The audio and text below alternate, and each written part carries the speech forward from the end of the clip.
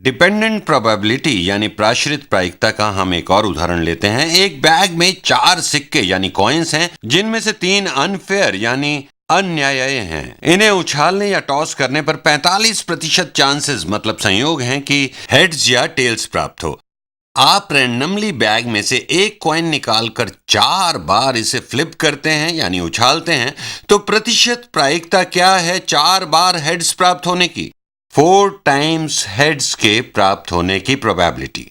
मान लीजिए मैंने बैग में हाथ डाला और एक सिक्का निकाला, तो कुछ प्रायिकता या प्रोबेबिलिटी है कि हमारे हाथ में अनफेयर या अन्यायी सिक्का आए। और क्योंकि 4 में से 3 सिक्के अनफेयर हैं, तो 3/4 की प्रोबेबिलिटी या प्रायिकता है कि अनफेयर कॉइन हाथ में आएगा। और क्योंकि केवल एक सिक्का है 4 में से जो फेयर है, तो 1/4 प्रोबेबिलिटी या प्रायिकता है कि हमें फेयर कॉइन मिले।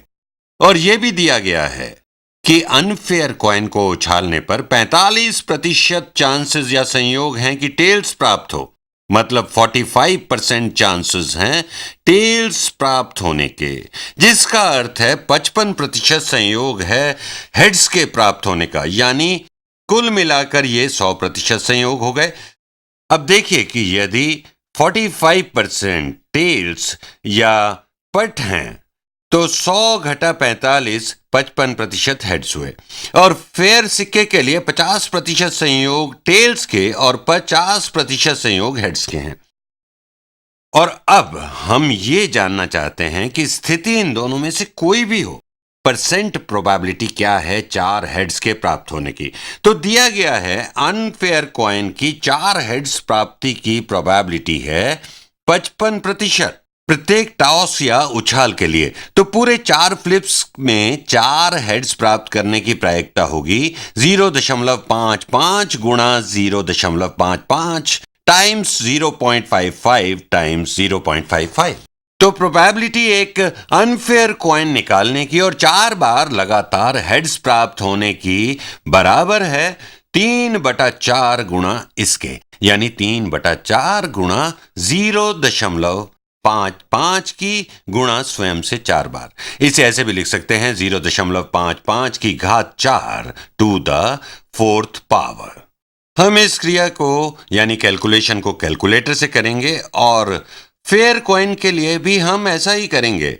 प्रायिकता या प्रोबेबिलिटी लगातार 4 बार हेड्स प्राप्त होने की है 0.5 टाइम्स 0.5 गुणा 0.5 गुणा 0.5। और फेयर कॉइन निकालने की प्रायिकता जो 1/4 है और लगातार 4 हेड्स प्राप्त होने के चांसेस ये हो जाएगा 1/4 गुणा ये सब, मतलब 1/4 टाइम्स 0.5 को गुणा स्वयं से 4 बार, यानी 0.5 टू द 4th पावर।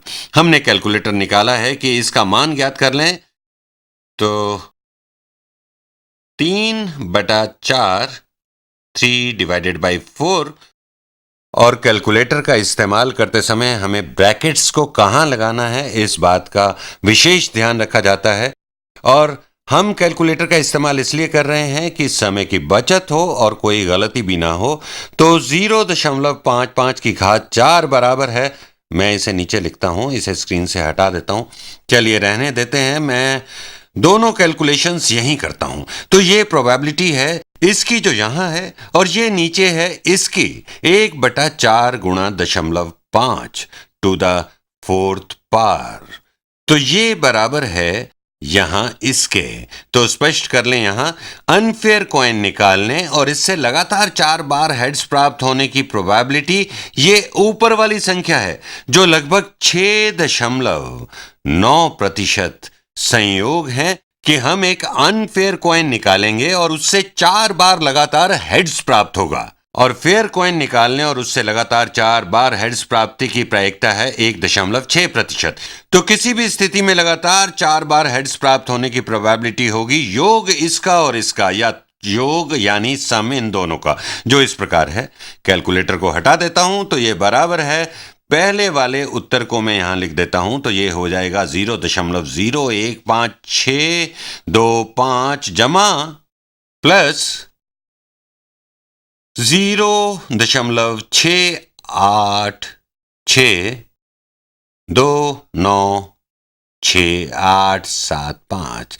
वैसे भी हम इसे अप्रोक्सीमेशन या सन्निकटन द्वारा राउंड कर देंगे, ज्यादा फर्क नहीं पड़ेगा। तो अब इसका योग करते हैं, तो सम करते हैं इनका, तो हमें मिला यहां पर 0.06829। इसको राउंड करते हैं तो ये हो गया 7, और ये यहां पर 0.015625।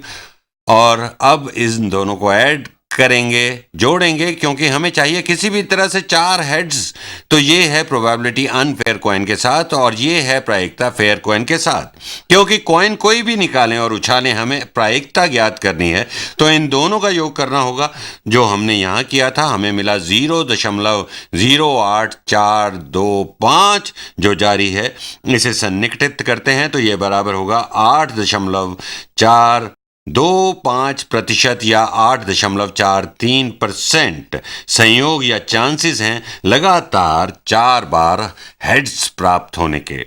जो अधिक है उस संख्या से अगर कॉइन फेयर होता, क्योंकि 3/4 चांसेस हैं ऐसे कॉइन को निकालने के जिसमें हेड्स प्राप्त होने के भी चांसेस अधिक हैं, इसलिए यह संख्या बड़ी है, क्योंकि इसकी प्रोबेबिलिटी या प्रायिकता फेयर कॉइन में लगातार हेड्स की प्राप्ति से अधिक है।